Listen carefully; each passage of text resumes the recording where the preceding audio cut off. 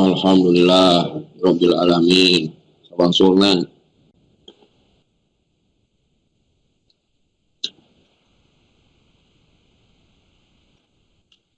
Iya, menuju santai.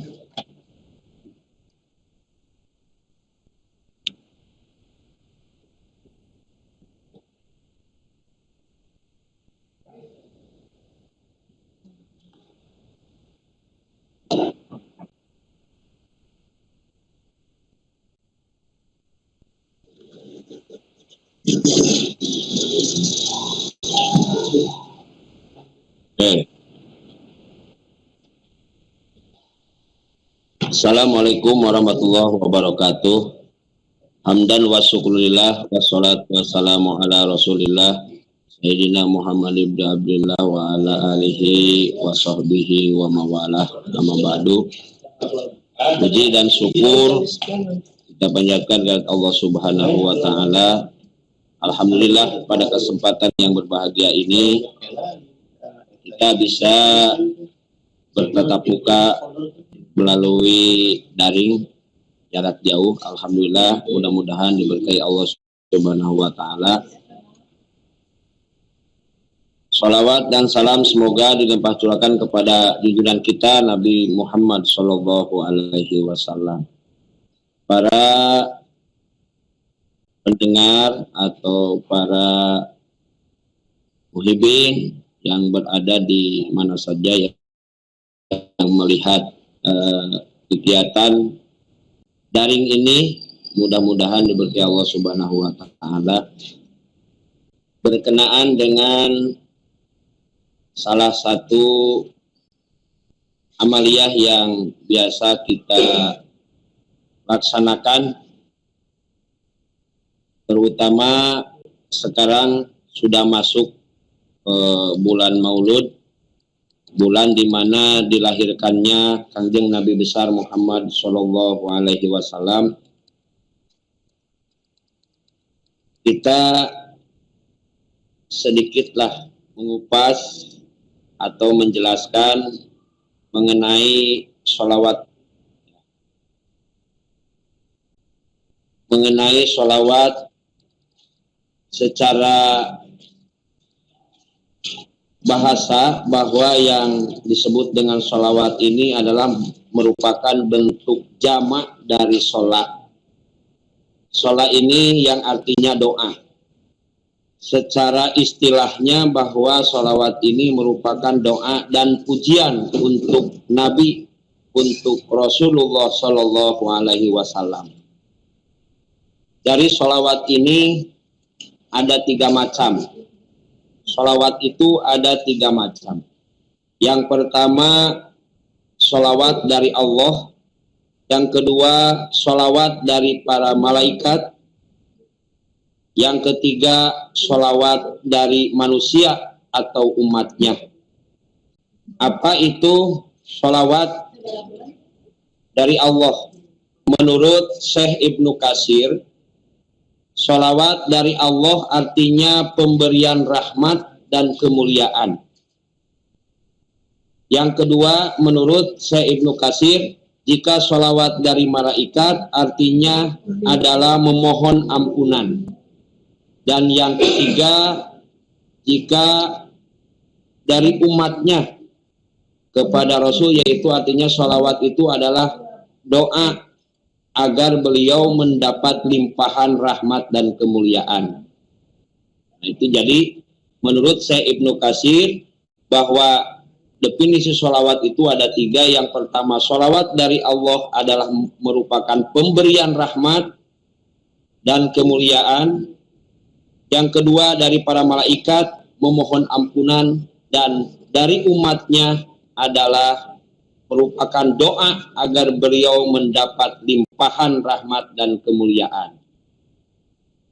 Kemudian menurut Imam Nawawi menjelaskan bahwa sholawat dari Allah berarti menambah kemuliaan.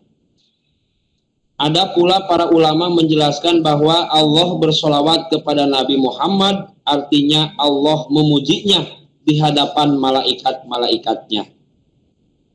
Dari kita selaku hamba Allah, selaku umatnya Kangjeng Nabi, maka dari kita merupakan doa agar kita mendapat kemuliaan, kebahagiaan di dunia wal akhirah. Ada keutamaan sholawat Nabi. Yang pertama yaitu perintah Allah. Allah Subhanahu wa Ta'ala telah memerintahkan hambanya untuk bersolawat kepada Rasulullah Sallallahu Alaihi Wasallam.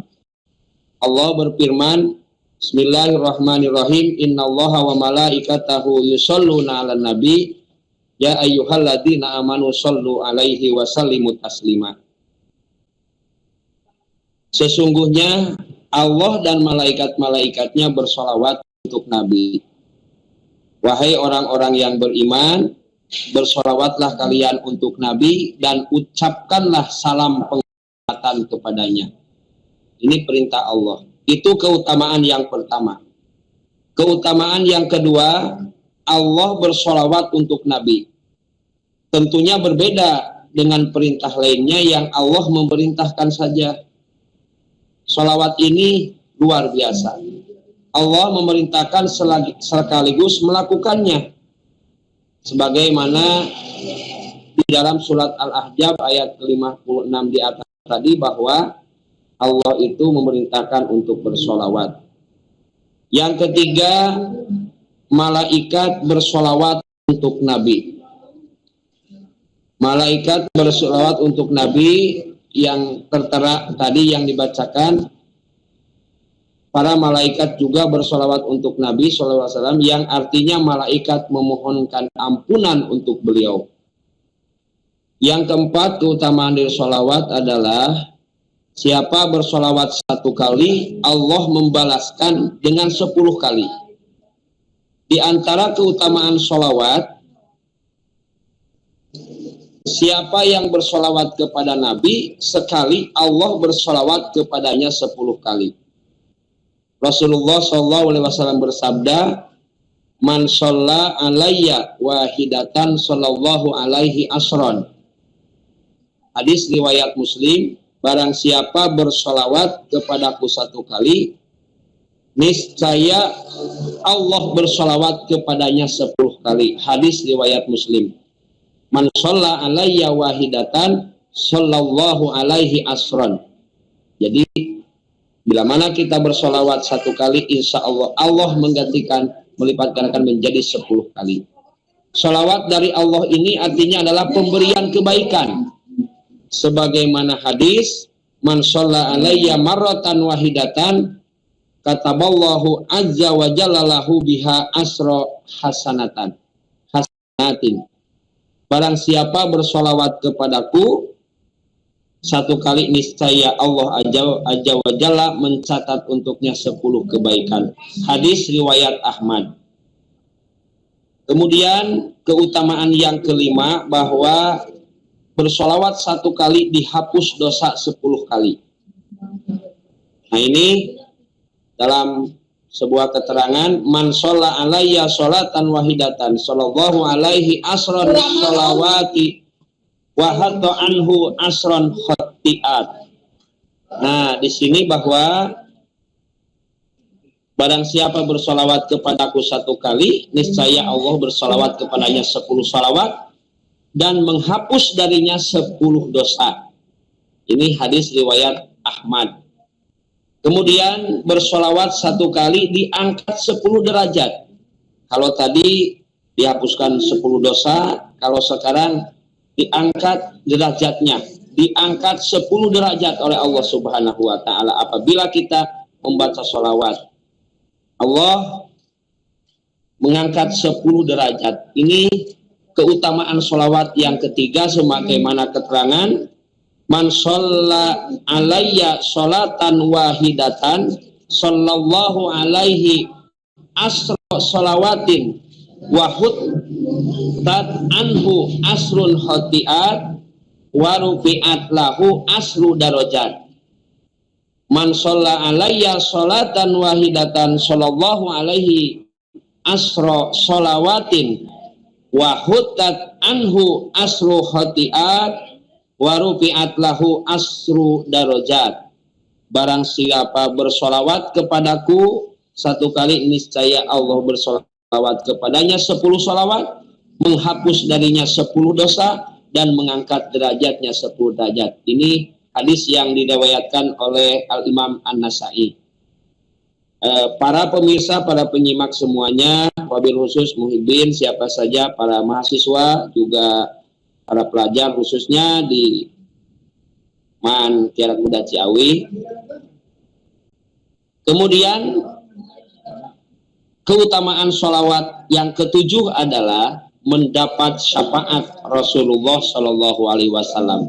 Tentunya kita dengan bersolawat berharap mendapatkan syafaat di yaumil akhir. Kalau kata Abu Ya, kita semoga menjadi orang yang ahli syafaat. Nah, ahli syafaat itu bukan kita menyafaati, tapi kita termasuk ahli syafaat, orang yang mendapatkan syafaat nanti di yaumil akhir.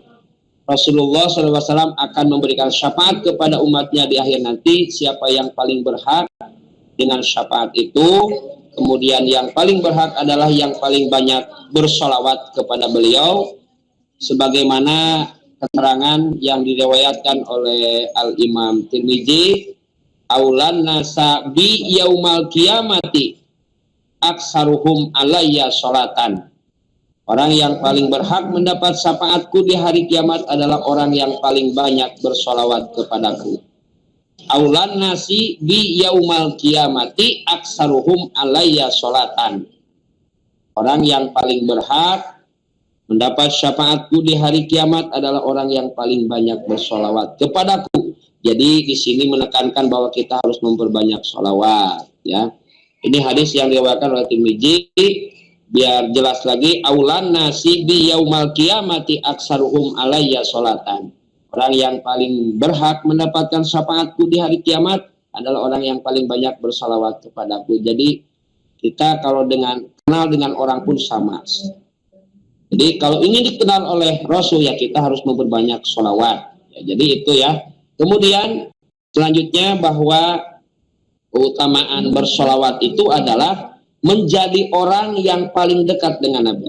Nah, menjadi orang yang paling dekat dengan Nabi. Kita ingin harus termasuk orang yang paling dekat dengan Nabi, sebagaimana keterangan yang diriwayatkan oleh Al-Imam, hadis riwayat Baihaqi, aksaru alayya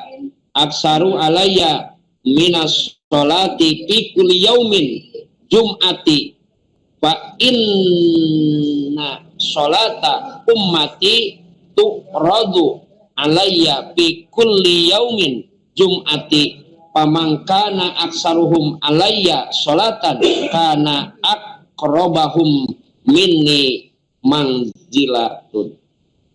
Perbanyaklah bersolawat kepadaku pada hari Jumat, karena sesungguhnya solawat umatku diperlihatkan kepadaku pada setiap hari Jumat. Siapa saja yang paling banyak bersolawatnya, maka ia menjadi orang yang paling dekat kedudukannya dariku. Ini hadis riwayat Baihaqi. Jadi kalau kita ingin termasuk orang yang dekat dengan Nabi, maka setiap malam Jumat perbanyaklah bersolawat. Aksiru alayya minas sholati fi kulli yaumi Jum'ah. Perbanyaklah solawat padaku pada hari Jumat. Kemudian para pemirsa semuanya, yang kesembilan, karena masih lengkap, ini mudah-mudahan menjadi bahan bagi kita sering membaca sholawat dan mahabbah kepada Rasul. Dengan bersolawat kita memudahkan terkabulnya doa. Nah, memudahkan terkabulnya doa. Doa memiliki syarat dan adab agar Allah Subhanahu wa Ta'ala mengabulkannya. Sebagaimana keterangan hadis yang diriwayatkan oleh Imam Tabrani, kullu du'ain mahjubun hatta yusolliya ala Muhammadin. Setiap doa akan terhalang hingga diucapkan sholawat kepada Nabi Muhammad. Jadi doa itu harus dimulai dengan membaca sholawat agar terkabul doa, yaitu di awal sebelum berdoa kita bersolawat, di akhir juga bersolawat. Nah, kemudian Selanjutnya yang ke-10, keutamaan bersolawat ada dimasukkan ke dalam surga. Mana keterangannya?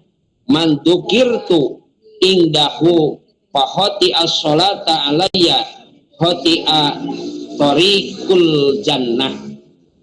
Hadis riwayat Tabrani, bahwa barang siapa yang aku disebutkan di sisinya lalu ia tidak mengucapkan sholawat kepadaku, maka ia akan disimpangkan dari jalan surga. Tuh, jadi ya insya Allah dengan dimasukkan ke dalam surga, insya Allah kita mengharap bahwa kita berada di surganya Allah Subhanahu wa Ta'ala sesuai dengan keterangan-keterangan tadi, bahwa hakikat bersolawat ini adalah untuk menyebarkan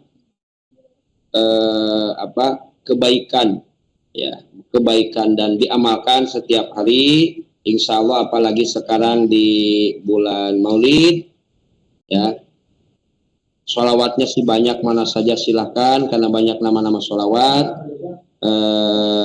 Contoh-contoh sholawat yang diajarkan oleh salafus soleh yang sering diamalkan khususnya di Nusantara ini, ya, mau mana saja sholawatnya silakan. Mau sholawat Jibril silakan, sallallahu alaihi wasallam, sallallahu ala Muhammad silakan. Ada sholawat Tabarik, ada sholawat Naria, ada sholawat Mukafa'ah, sholawat Muridati, banyak ya, sholawat Nuril Anwar. Tapi yang penting kita konsisten, ya. Mudah-mudahan ini menjadi gambaran bagi kita,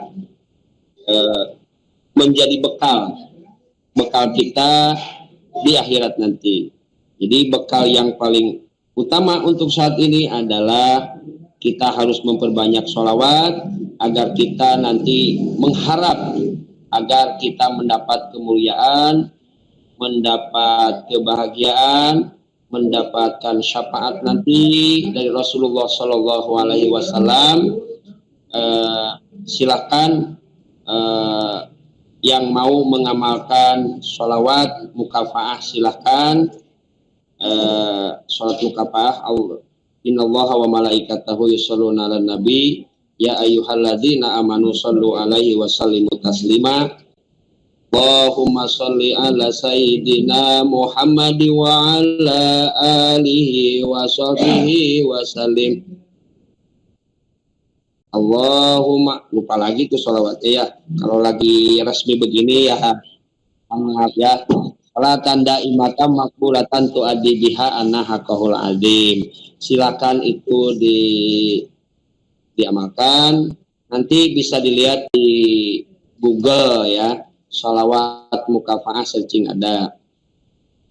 Itu sholawat mukafa'ah. Kemudian ada lagi sholawat busro juga silakan. Banyak sekarang lagi banyak ya, booming di mana-mana mengumandangkan sholawat mukafa'ah dan sholawat busro ya. Itu nadanya sama dengan sholawat tibil kulub juga sama ya. Itu silakan. Yang penting kita konsisten, minimalnya setiap hari itu 1000 lah kalau kuat, tapi minimalnya 3 kali sehari atau 10 kali sehari kita membaca sholawat kepada junjungan kita Nabi besar Muhammad Shallallahu Alaihi Wasallam. Yang nanti bisa di ini. Mungkin segitu saja dulu. Mungkin ada pertanyaan dari silakan.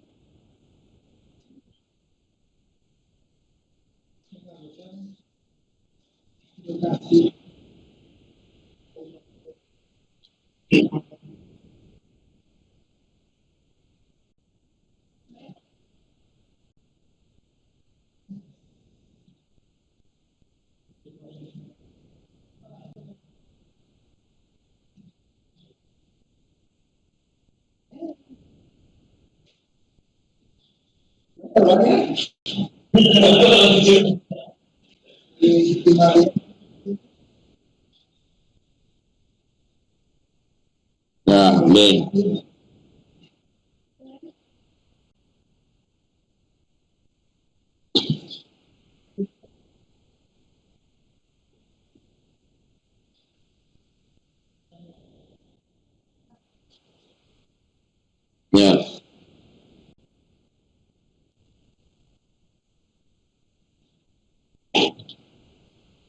Bisa kumandangkan salawat busra saja, Pak Adam.